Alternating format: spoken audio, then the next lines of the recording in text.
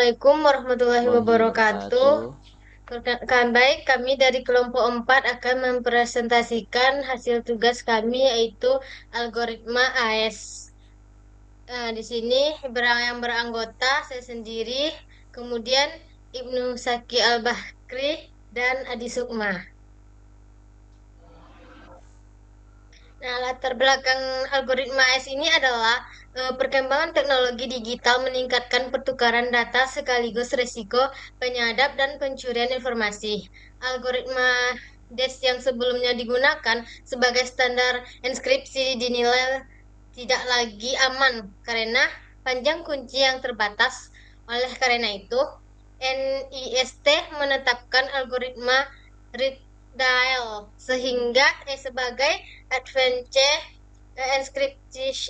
encryption standar AES pada tahun 2001. Nah, AES ini merupakan algoritma enkripsi simetris yang memiliki tingkat keamanan tinggi, performa cepat, dan hingga kini digunakan secara luas pada sistem keamanan jaringan internet dan penyimpanan data. Kemudian di sini ada tujuan dan manfaat AES. Nah, tujuan AES ini adalah eh, tujuan utamanya dari algoritma AES ini digunakan untuk menyediakan metode enkripsi yang aman, efisien, dan dapat diandalkan sebagai melindungi data sensitif. Nah, AES ini dirancang untuk menggantikan algoritma enkripsi yang lebih tua seperti DES yang telah terbukti rentah tahan serangan. Nah, kemudian di sini manfaatnya yaitu yang pertama untuk keamanan sangat kuat menggunakan kunci panjang seperti 128.192 titik 256 bit sehingga sulit direntas.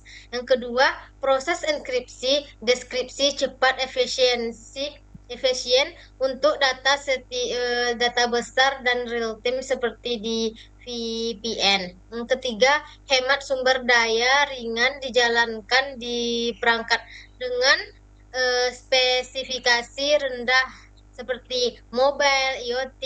Kemudian yang keempat, standar global tercepat dipakai luas di sektor pemerintah, finansial, dan keamanan jaringan. Nah, selanjutnya dijelaskan oleh Agdi Sukma.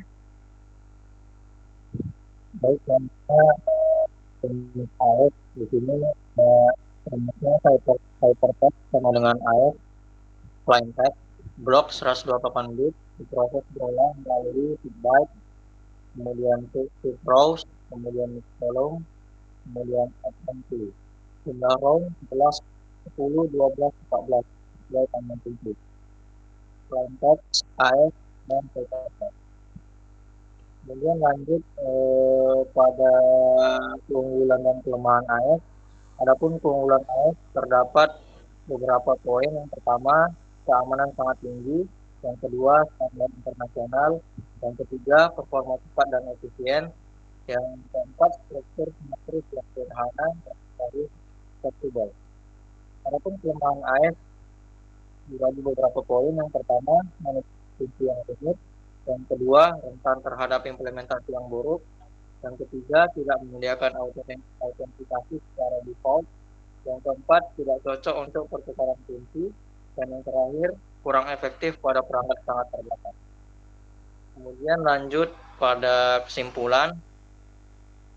Adapun kesimpulannya merupakan algoritma enkripsi simetris yang menjadi standar keamanan global karena mampu melindungi data sensitif secara kuat, cepat, efisien, dan andal.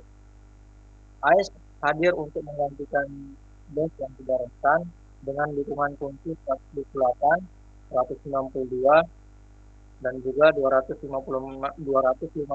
bit, sehingga lebih tahan terhadap serangan seperti brute force maupun cryptanalysis karena performanya tinggi dan hemat sumber daya. AES tetap digunakan pada berbagai sistem, termasuk keamanan jaringan dan VPN, seperti topik tugas akhir tentang OpenVPN untuk akses data perusahaan. Selanjutnya pada demo oleh saudara kami. Baik, selanjutnya adalah melakukan demo pada project kali ini, yaitu membuat website yang menggunakan metode enkripsi AES atau Advanced Encryption Security. Di sini sudah dibuat secara default bahwasannya di sini untuk metode AES-nya menggunakan mode yaitu CBC.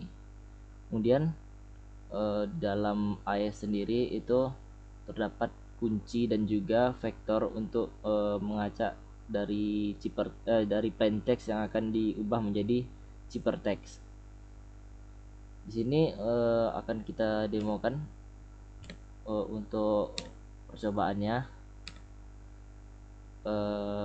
Pertama, untuk kunci dan vektornya ini sebanyak 32 karakter ataupun 128 bit.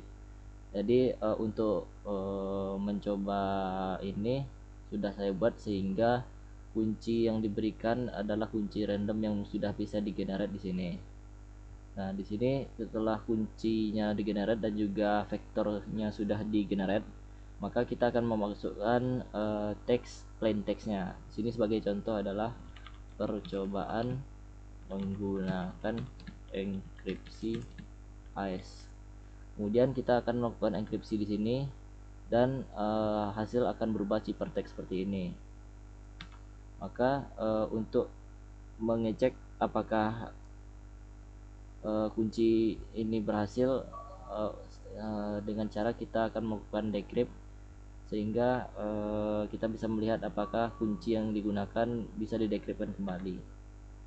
Pertama akan kita masukkan ciphertext sebelumnya ke dalam teks terenkripsi di sini. Kemudian kita akan masukkan kunci dan juga vektor yang membuat dari ciphertext ini. Di sini berhasil untuk melakukan dekripsi. Untuk metode lebih pastinya untuk mengecek apakah website sudah bekerja dengan metode AES, maka di sini kita akan menggunakan website dari eksternal, yaitu berupa yang website bernama CyberSafe. Di sini CyberSafe adalah sebuah tools yang sering digunakan oleh para hacker ataupun cyber security enthusiast di luar sana.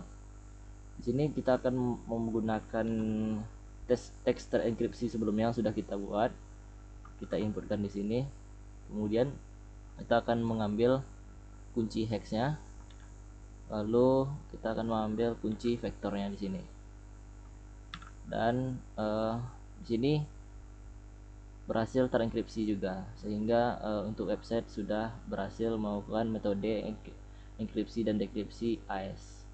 Mungkin cukup sekian untuk demo pada website AES kelompok 4 ini.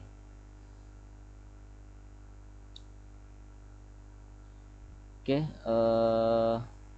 silakan untuk saudari Wirda untuk menutup presentasi. Mungkin ini saja presentasi dari kelompok kami. Kami mohon maaf atas bila ada kesalahan dan kekurangan. Kami sudahi dengan wabillahi taufiq wal hidayah. Wassalamualaikum warahmatullahi wabarakatuh.